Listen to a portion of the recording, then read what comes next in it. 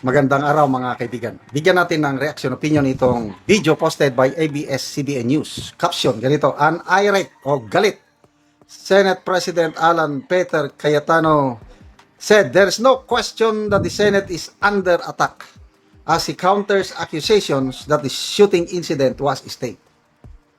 Ganyan. Ngayon ko lang nakita na nagalit si Senator Alan Peter Cayetano. So, grabe naman tong mga mainstream media reporters na magtanong. Ito, pakinggan natin siya. Yeah. Sorry but I don't think there's any question. The Senate is under attack. Was under attack. All of you, your lives were in danger last night. I know it's your job to ask a question, but you will tell me pag kami nagpaputok na warning, hindi under attack yun? My God, we're a democracy. This is the Senate of the Philippines.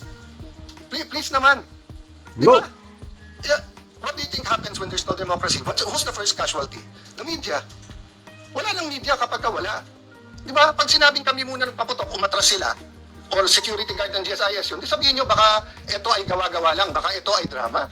Pero nagko-focus kami dito, hinihintay namin articles of impeachment, nakita nyo naman lahat ng pangyayari. Napakagaling ko naman mag-orchestrate ng lahat na yan. Kaya kong papuntahin dito mga armadong grupo. You know my history. I've been in government since 1992. Do you have any history of doing that? O sa Taguig, have you done anything like that ever? No, so, excuse me, I mean, I'm not taking offense at the question, but, you know, if you have any doubt, you're doubting our democracy, you're not doubting my statements. Ako lang, sir. Sama. Sorry but I don't think there's any question. The Senate is under attack, was under attack. All of you, your lives were in danger last night. I know it's your job to ask a question, but you will tell me pag kami nagpaputok na warning, hindi under attack yun? My God, we're a democracy. This is the Senate of the Philippines. Please naman. Di ba? What do you think happens when there's no democracy? Ayun. Sabi kasing tanong naman ng media na warning shot lang daw. Wala naman, hindi naman under attack dahil warning shot. Nako, na 2 beses nang nag-live, Facebook live si Senator Pia Cayetano. Bibira. Ngayon ko lang napanood si Senator Pia nag-Facebook live. Dinidetalye niya yung nangyari. Talagang grabing tutukan. Hindi lang 10 minutes, 20 minutes. Para umabot daw ng 30 minutes yung putukan na yung pulbura naaamoy niya na. Naamoy nila sa kanyang staff. Ganon katindi. So nagmistulang war zone ang Senate kagabi. Tapos, ganyan pa sasabihin na hindi daw under threat. Kaya, magagalit talaga. Kahit ako, kung ako ang Senate President, yung maganyang tanong. But anyway, trabaho naman ng media yan na makulit. Naranasan ko rin naging spokesperson ng dito sa Mindanao, lalo na nung panahon ng giyera ng AFP versus MILF noong year 2000. Marami talagang makukulit na media. I don't know kung may matanda naman ako. Parang hindi ko naman pinakita yung galit ko sa mga ano. Kasi naturoan kami na huwag naming awayan ng press. Konting ano. Kaya lang, yung mga ganong makukulit na media, ang style ko noon, pag tinimbrehan ako ng aking mga tao na, sir, nandito yung media na ganito. Yan ba yung makulit? Sabihin mong busy ako. Sabihin mong may lakad ako. O wala. Hindi ko na siya inaasikaso. Para hindi na ako niya kulitin.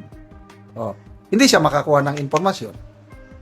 Yung mga kaibigan naman naming media, yung talagang matitino, kahit wala ako, sabi ko sa aking matawan, pagdating ng mga matitinong media, ibigay nyo yung kopya ng mga spot report. Libre silang bukat katin para makakuha sila ng kanilang balita. Ganon. Malala ko pa gabi na, nasa quarters ko na. Biglang pumunta doon, ABS-CBN pa noon, kaibigan ko ang mga reporters ng ABS-CBN. Colonel, sir, please lang, kailangan ka naming ma-interview. Loob na ng quarters ko, mga alas 9 o alas 10 na ng gabi. Pinapasok ko sila dahil kaibigan matitino.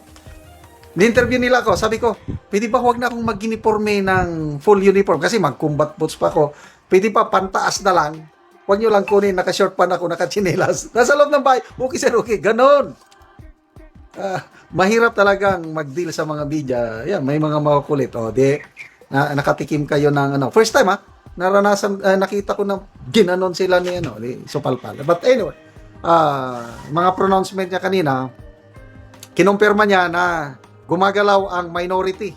Yung grupo ni na Soto Locson, kinakausap yung nasa majority na bumaliktad para maagaw nila ang liderato sa Soto, ng Senado. Kinumpirma din niya na wala na talaga si Senator Bato, nakatakas na.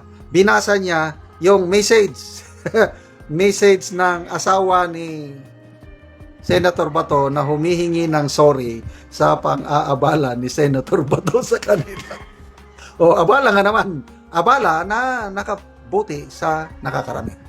Kasi kung hindi dumating si Bato doon, hindi siya nakaboto, di hindi nakaupo si SP Cayetano. Nang dahil sa boto ni Bato, yan na, sigurado ng panalo si BP Sara sa impeachment trial. Nang dahil sa boto ni Bato, yun na, masisimulan ulit o magpapatuloy na ang Blue Ribbon investigation sa mga flood control anomalies. Kaya to me, pasalamat ako kay Senator Bato. May mga nagagalit kay Bato ngayon, ha? Kung ano-anong sinasabi. Basta ako, I stand with Bato. Nagpapasalamat ako sa mga classmates ni Bato sa PMA class 1986. Nagperma sila ng manifesto, I think 78 have signed already, expressing their strong support to their mista. We stand firm with Bato. Sabi nila, ako rin, I stand firm with Bato. Salamat mga kaibigan sa inyong pagsubaybay sa channel nito.